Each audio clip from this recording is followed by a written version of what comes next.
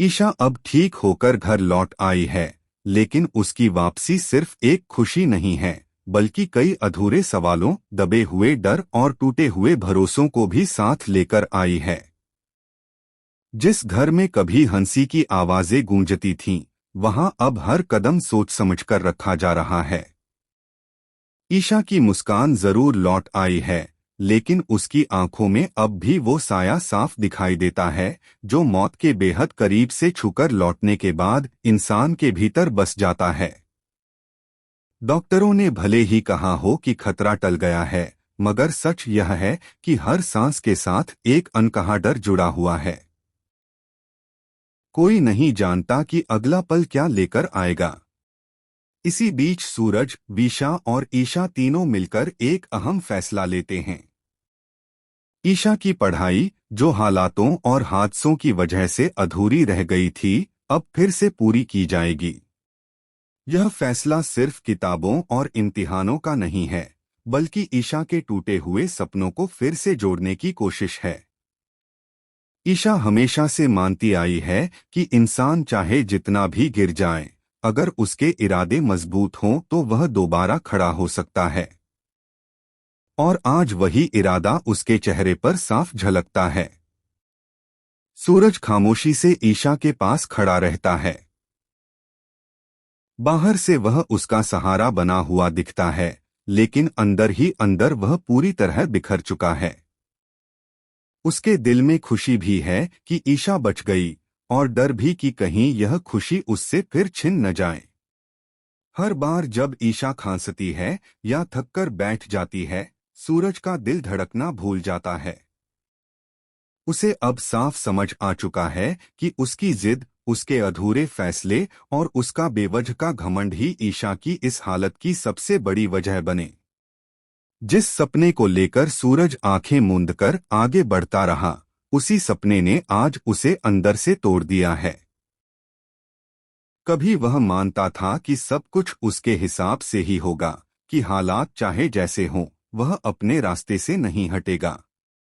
लेकिन आज जब ईशा मौत के इतने करीब से लौटकर आई है, तो सूरज को अपनी हर गलती साफ दिखाई देने लगी है। उसे याद आने लगा है कि कैसे ईशा बार बार उसे सही रास्ता चुनने के लिए समझाती थी, मेहनत और धैर्य की बात करती थी। मगर सूरज ने उसकी बातों को कभी गंभीरता से नहीं लिया। अब हालात बदल चुके हैं। सूरज जब टूटे हुए दिल से ईशा के पास बैठता है, तो उसकी आवाज में पछतावा साफ सुनाई देता है। वह खुद को दोषी मानता है, अपने हर फैसले पर सवाल उठाता है और पहली बार खुलकर यह स्वीकार करता है कि उसने दर्द के सिवा कुछ नहीं दिया। वह ईशा से वादा करता है कि अब वह वही बनेगा जो ईशा हमेशा चाहती थी। उसके शब्दों में डर है, पछतावा है और उसे खो देने का खौफ साफ झलकता है। दूसरी तरफ पूरे परिवार पर भी अजीब सा सन्नाटा छाया हुआ है। हर मुस्कान के पीछे चिंता छुपी हुई है। सब लोग ईशा की देखभाल में लगे हैं, लेकिन किसी के पास यह जवाब नहीं है कि यह राहत स्थायी है या बस कुछ वक्त की। इसी तनाव के बीच सूरज के बाबूजी का व्यवहार अचानक बदलने लगता है। जो इंसान हमेशा अपने बेटे की मेहनत और सपनों पर गर्व करता था, वही अब चुप-चुप रहने लगा है। उसकी आंखों में एक अजीब सा डर है और फैसलों में सख्ती। घर में किताबों की अलमारी अब भी वहीं रखी है, लेकिन माहौल बदल चुका है। पढ़ाई, सपने और भविष्य सब कुछ जैसे किसी अनदेखे खतरे की छाया में आ गया है। सबसे बड़ा सवाल यही है कि क्या ईशा इस नई जिंदगी को संभाल पाएगी या यह सुकून बस कुछ वक्त का मेहमान है। क्या सूरज का बदला हुआ रूप कायम रहेगा या हालात ठीक होते ही वह फिर पुराने रास्ते पर लौट जाएगा। और इन्हीं सवालों के बीच कहानी धीरे धीरे एक ऐसे मोड़ की तरफ बढ़ रही है, जहां सपनों की कीमत, रिश्तों की इज्जत और मजबूरी के फैसले टकराने वाले हैं। शाह की तबीयत में धीरे धीरे सुधार हो रहा है, लेकिन घर का माहौल अब भी बोझिल है। हर सुबह एक नई उम्मीद लेकर आती है और हर रात एक अनजाना डर छोड़ जाती है। ईशा खुद को संभालने की कोशिश कर रही है, क्योंकि वह जानती है कि अगर वह कमजोर पड़ी तो बाकी सब भी टूट जाएंगे। इसी बीच वह सूरज और विशा के साथ बैठकर अपनी पढ़ाई को लेकर फिर से योजनाएं बनाती है। किताबें खोलते ही उसकी आंखों में चमक आ जाती है। यह चमक सिर्फ पढ़ाई की नहीं, बल्कि उस सपने की है जो उसने कभी अधूरा नहीं माना। लेकिन इस उम्मीद के ठीक उलट सूरज के बाबूजी के भीतर एक तूफान चल रहा है। उनका व्यवहार दिन ब दिन बदलता जा रहा है। कभी जो इंसान सूरज को हौसला देता था, वही अब उसकी आंखों में आंखें डालकर बात करने से भी बचने लगा है। उनकी चुप्पी बहुत कुछ कह रही है, लेकिन वह सच किसी को बताने की हिम्मत नहीं जुटा पा रहे। सूरज यह बदलाव महसूस करता है, मगर समझ नहीं पाता कि अचानक उसके बाबूजी इतने सख्त और दूर क्यों हो गए हैं। इसी बीच त्योहार का माहौल आता है। घर में मकर संक्रांति की तैयारियां शुरू होती हैं। बाहर से सब कुछ सामान्य दिखाने की कोशिश की जाती है, लेकिन अंदर ही अंदर हर रिश्ता तनाव में है।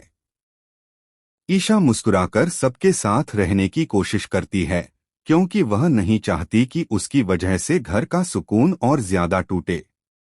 लेकिन उसके मन में भी कई सवाल हैं। क्या सच में जिंदगी अब उसे चैन से जीने देगी? कुछ ही दिनों बाद आईएएस परीक्षा का समय आ जाता है। सूरज पूरी मेहनत और लगन से परीक्षा देता है। उसे भरोसा है कि उसने अच्छा किया है।